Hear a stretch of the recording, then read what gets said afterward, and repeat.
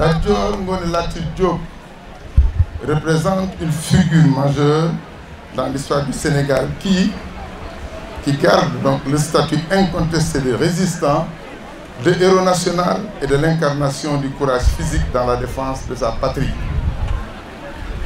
En scellant un pacte sacré entre Thioro Maroso, sa nièce, et Mame Mor Anta Sali, il postait pour la postérité tout le legs rédempteur de notre nation.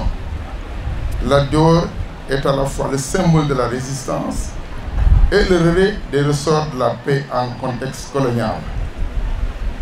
Sous la domination imposée par le colon, il a eu la lucidité de laisser chacun dans son rôle entre guerre et paix. L'alliance de sang, scellée avec le mariage de sa fille Koumba Mbanda avec Albouri Ndiaye, de même que le mariage de sa sœur Gensiri avec Ibra Almami Wan de Mbumba, montre bien l'horizon politique de ce chef qui préfigure les bases de la construction d'une communauté nationale. Entre 1875 et 1890, Lat Dior se retrouvait à Yang Yang dans une belle fraternité avec Abdou Boubacar Kane du Fouta Toro et un envoyé de l'émir du Trarza. C'est vous dire, mesdames et messieurs, que ce pays savait faire nation devant les assauts du colonialisme. Dans un contexte de rivalité et de querelle de préséance, les élites savaient se retrouver pour donner corps à ce qui, au-delà des intérêts d'une lignée, servait de commune référence pour une nation en gestation. L'hospitalité du Boursine, Koumba Ndoffène Famak et de Mapa Diakhou du RIP finit de dessiner la carte d'une résistance nationale face à l'envahisseur. La guerre peut aussi servir une belle cause.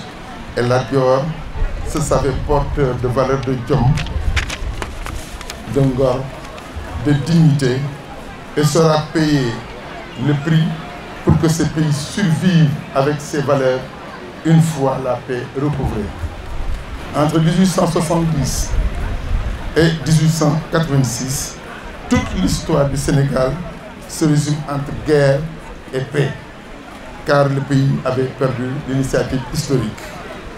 Entre une France revancharde à la suite de sa défaite contre l'Allemagne et la crise des pouvoirs légitimistes à la suite de leur compromission dans la traite des esclaves, l'horizon politique semblait se limiter à une forme d'héroïsme suicidaire au vu du rapport de force entre des canons et des lances. C'est ici que l'histoire de Ngol-Ngol prend toute sa symbolique. C'est ici que le courage de Lat Dior et son génie éprouvaient et défiaient la puissante colonne de Lawrence. Le capitaine Lawrence, c'est lui qui conduisait les troupes françaises lors de la bataille de Ngol-Ngol. À Ngol-Ngol, Lat Dior alternait guerre de mouvement et guerre de position.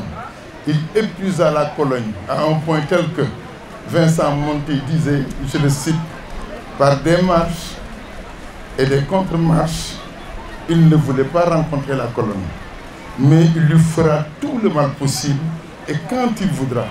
Attendu que nous ne savions jamais où il est et qu'il connaissait heure par heure la position de la colonne.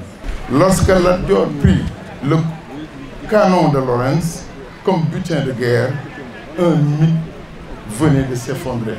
C'est celui de l'invincibilité et la supériorité des colons. Le même canon sera rendu plus tard sous les auspices de Koumba Ndoffène au nom de la paix. Mais l'histoire avait déjà été inscrite dans les annales et énoncée pour l'éternité et dans la mémoire de la résistance coloniale. La construction d'une nation se fait par l'éducation de sa jeunesse. Aucun atout économique ou technique ne saurait suffire pour forger le socle rédempteur d'un pays. Messieurs les autorités et illustres invités, c'est sur ce sol de Derklé, sur cette tête de Derklé, que la chevauchée épique de Malaw a laissé des sillons indélébiles dans notre conscience historique. Notre jeunesse a le devoir de transformer ces sillons en des boulevards de résilience et de créativité. Je vous remercie.